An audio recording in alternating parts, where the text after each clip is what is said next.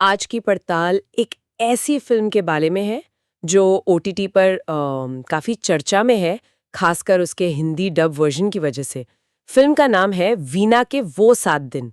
पहली नज़र में तो ये एक हॉरर फिल्म लगती है, पोस्टर में भी वही डरावना माहौल है, लेकिन इसके पीछे एक ऐसी हकीकत छिपी है जो इसे सिर्फ एक डरावनी कहानी से कहीं ज्यादा बना देती है। बिल्कुल सही कहा। और यही बात इस फिल्म को समझना इतना जरूरी और साथ ही इतना मुश्किल भी बना देती है। हाँ। देखिए, इस फिल्म का असली नाम है वीना सबलम तुजुहारी। ये एक इंडोनेशियाई फिल्म है। अच्छा। और इसकी सबसे बड़ी और झकझोर देने वाली बात यह है कि ये 2016 में इंडोनेशिया में हुई एक सच्ची और बेहद दर्दनाक घटना पर आधारित है। ओहो। तो आज हम सिर्फ एक फिल्म का रिव्यू नहीं कर रहे हैं, नहीं। बल्कि हम एक असली कहानी के सिनेमाई रूप को समझ रहे हैं। ये तो बहुत जरूरी हो जाता है फिर समझना। तो चलिए इसी सवाल को ध्यान में रखकर इसकी कहानी को खोलते हैं। फिल्म की शुरुआत होती है वीना और उसके बॉयफ्रेंड एकी, उनकी लाशों से। हाँ, जो एक फ्लाईओवर पर मिलती हैं। एक फ्लाईओवर पर। और पुलिस, परिवार वाले सब यही मानकर चल रहे हैं कि ये एक भयानक रोड एक्सीडेंट है। मतलब कहानी का मंच एक दुखद हादसे के लिए तैयार हो जाता है। हाँ, और फिल्म मेकर जानबूझकर आपको इस धोखे में रखते हैं।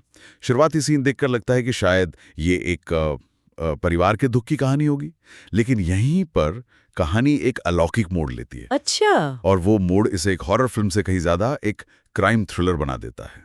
वीना की आत्मा उसकी सहेली लिंडा के शरीर पर कब्जा कर लेती है। मतलब जो पुलिस और परिवार नहीं कर पाए वो एक आत्मा कर रही है। एकदम।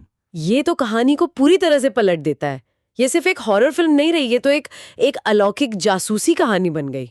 आपने बिल्कुल सही शब्द इस्तेमाल किया, अलौकिक जासूसी कहानी। यहाँ जो बात फैसिनेटिंग है वो ये कि फिल्म हॉरर के इस पुराने फॉर्मूले का, मतलब पोजेशन का, हाँ, आत्मा का कब्जा। हाँ, आत्मा का कब्जा, उसका इस्तेमाल सच को सामने लाने के लिए करती है। वो एक जरिया है उस आवाज को सामने लाने का जो हमेशा के लिए खामोश कर दी गई थी। और यहीं पे बात असल में दिलचस्प हो जाती है। बिल्कुल। लिंडा के जरिए वीना की आत्मा बताती है कि उनकी मौत कोई हादसा नहीं थी, तो क्या था? बल्कि एक मोटरसाइकिल गैंग ने उनके साथ बर्बरता की और फिर बेरहमी से उनका मर्डर कर दिया। फिल्म का नाम भी इसी बात पर है। ये उन 7 दिनों की कहानी है जिसमें वीना की आत्मा न्याय के लिए सच सामने लाने की कोशिश करती है। ये सुनकर ही रूंगटे खड़े हो जाते हैं, खासकर जब हम जानते हैं कि ये असल में हुआ था। अगर हम फिल्म के प्रभाव की बात करें तो इसकी सबसे बड़ी ताकत क्या है? इसकी सबसे बड़ी ताकत इसका सच्ची घटना पर आधारित होना ही है। इसीलिए इसे देखते हुए सिर्फ डर नहीं लगता, बल्कि एक गहरा दुख महसूस होता है।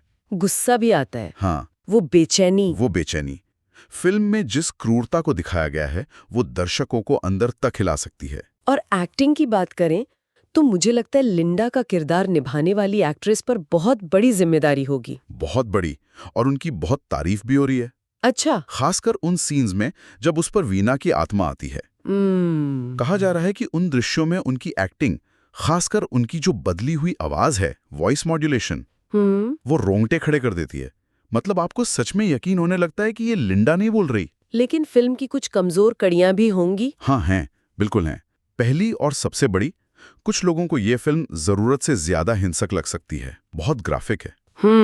दूसरा, स्क्रीन प्ले कहीं कहीं मेलोड्रामेटिक हो जाता है जी, जो अक्सर एशियाई हॉरर फिल्मों में देखने को मिलता है। ये एक तरह का स्टाइल है जो शायद हर किसी को पसंद ना आए। और हाँ, हिंदी डबिंग के बारे में भी कुछ बातें हैं। कहा गया है कि वो ठीक ठाक है, लेकिन कभी-कभी वो जो ओरिजिनल भाषा वाली फील होती है वो मिस हो जाती है। हाँ, वो शायद मिस हो जाती है। बिल्कुल। तो इन सब बातों का मतलब क्या है? मतलब किसे ये फिल्म देखनी चाहिए? देखिए, साफ तौर पर ये उन लोगों के लिए नहीं है जो सिर्फ हल्के फुल्का मनोरंजन चाहते हैं। नहीं, बिल्कुल नहीं। ये उनके लिए है जो ट्रू क्राइम हॉरर जॉनर पसंद करते हैं। ये सिर्फ भूतों की कहानी नहीं है, बल्कि जैसा कि सोर्स में कहा गया है, ये न्याय पाने की एक दर्दनाक पुकार है। एक दर्दनाक पुकार।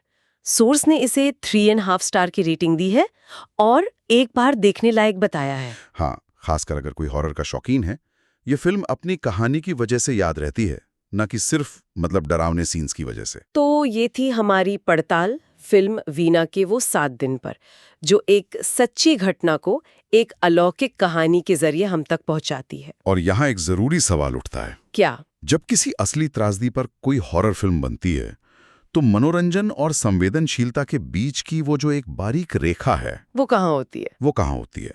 क्या इस तरह की फिल्में पीड़ितों की कहानी को लोगों तक पहुंचाकर उन्हें एक तरह का सिनेमैटिक न्याय दिलाती हैं? या फिर उनकी तकलीफ का सनसनीखेज इस्तेमाल करती हैं?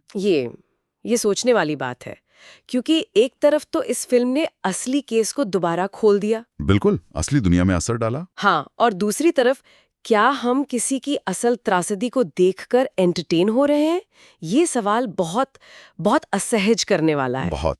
और मुझे लगता है कि इस फिल्म को देखने के बाद दर्शक इस सवाल के साथ थिएटर से बाहर निकलते हैं।